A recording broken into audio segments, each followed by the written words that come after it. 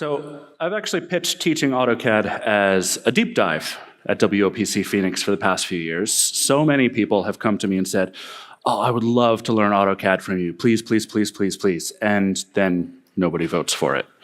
So here I am in Prague, taking what was to be a deep dive course, distilling it down into about 10 minutes. This is barely scratching the surface. If you want to learn more, reach out to me. Who here has heard of AutoCAD? All right, that's a good number. Who here actually uses AutoCAD? Ooh, a couple more hands than I expected. All right. So AutoCAD, for those who have not heard of it, is a software made by the Autodesk company, and it's been around since 1982, originally released for DOS. And it's evolved greatly since then. There's new major versions released every single year, and it now even supports Windows, Mac, mobile. There's a web version. Can't really recommend that one. But I'm guessing that most of you have avoided AutoCAD for probably one of two reasons. One is that it's expensive, and two, that it seems very complicated. So while yes, it can be complex, it does not have to be. I'm going to show you, hopefully in the next few minutes, that if you can draw walls in a Wi-Fi designing tool, you can draw walls and other things in AutoCAD. As Bob Ross may have said, the secret to doing AutoCAD is believing that you can do it. And it's actually quite affordable. As Keith was talking about his Wi-Fi toolkit the other day, AutoCAD, a full year subscription, costs a lot less than some Wi-Fi design tools. Who knew that, right? You can even get the light version of AutoCAD, which it's lacking a lot of the power features, but still good enough for working with floor plans. Or you can get just a mobile and web subscription for a fraction of the cost. Autodesk has also begun offering what they call flex licensing, where for about 300 euros or $300, you can use it for 30 days out of a year. So if you only need to use it a couple times a year for some larger projects, yeah, go ahead, change in a license code and use it for 24 hours. Why not use a professional tool to do professional grade work? Although most architects are now using software like Autodesk's Revit that supports a technology called BIM, Building Information Modeling, AutoCAD is still a key part of the process. Revit does renderings and big fancy 3D stuff and keeps track of bill of materials and coordination of different departments. But in order to produce construction drawings, you still need to use AutoCAD. And there are various ways to link the two softwares together so they work hand in hand. I will give a shout out to Kelly Burrows. In 2023, she did a talk at WLPC where she discusses BIM and hopefully trying to get it integrated with Wi-Fi design as well. AutoCAD files are not images. They're not JPEGs. They don't get pixelated when you zoom in. They're not PDFs that print funny on different sized pieces of paper. They're actually database files. Those DWGs and DXF files just contain a list of entities and their coordinates. And an entity is a geometric object like a line or a circle or a square or one of various other things. There's, I think, several dozen entity types in the specification now. And AutoCAD allows you to interact with these databases through the GUI, which you're seeing here, but there's also a full command line, which if I pop it open, you can see things. And I can type in like, dash layer, and you can start typing in commands. You don't even need to touch the mouse to use AutoCAD. So for those of you here who love your command line, you'll feel right at home. For those of you who have graduated from the command line, there's also APIs.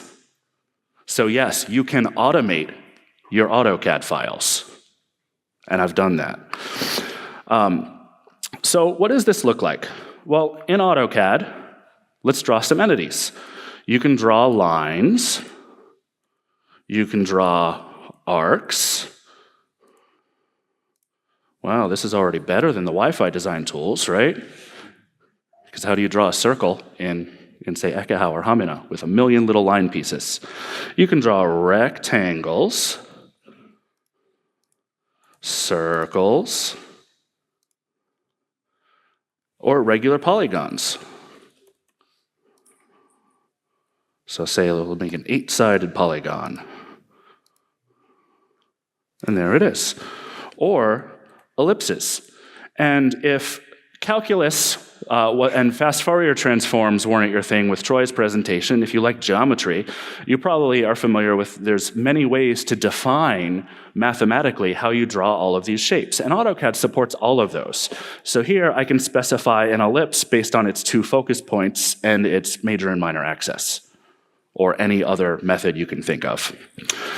And then when you start to combine these things, you can produce more professional looking drawings. And say, fill in with cross-hatching, just with the click of a mouse. AutoCAD also provides a ton of advanced features. 3 of them that I'm going to talk about briefly are layers, which I'm sure many of you are familiar with. This is just like in Photoshop, where you can logically group objects and adjust common properties, such as visibility, transparency, color. There's styles, where you can say, okay, well, I want all of my text to be the same font size and font face. Like everything needs to be bold. Or I want to use wingdings for some things and get symbols. And then there are blocks. Blocks are a very powerful feature, and they allow you to insert or very easily copy and paste objects, such as icons that you might see on an architectural drawing. And there's a set of standard ones. So for, say, electrical receptacles, you can have that. For data jacks, you can have, blocks that have attributes, so you can attach data to it, and you could programmatically access this data. And even access points. Make a little quick correction there. There we go, that looks better. So as you're working with a floor plan that you may get from a project, you can go ahead, whoa, that's a terrible looking floor plan. Who's ever gotten something like this? Yeah, well, with AutoCAD, you can clean this up with just a couple of mouse clicks.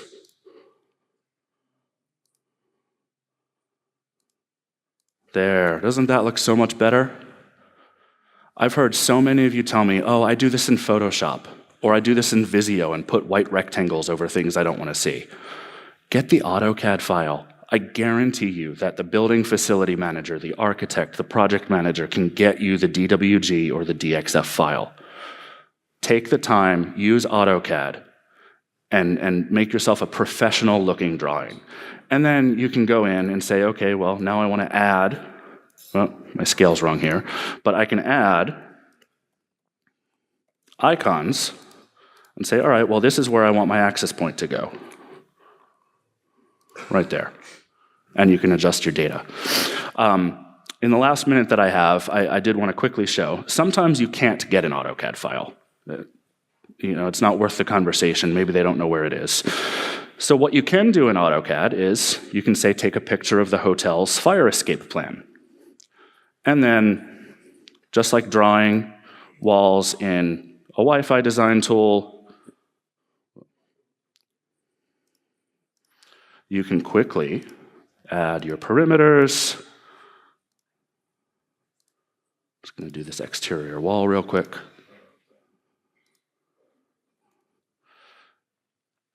And there you have it. And now, if I turn off the image layer and turn on the other walls that I drew, I now have what looks like the start of a very clean, professional AutoCAD file. And just because I think it's really neat. I'll turn the image back on. There's the circular staircase here. Well, try doing this in a Wi-Fi design tool. There, a nice, come on. Can't trim. Okay, well, I think I messed something up here, but you would be able to very easily trim off this part of the circle and have it perfectly align with the walls. And since no presentation about floor plans in this generation is done without 3D view, yes, of course, you can model things in 3D. And even use textures. So bricks, drywall, whatever you want. You can really spend hours and hours making really professional quality renderings. So that's it. AutoCAD in 10 minutes. If you want to learn more, feel free to reach out.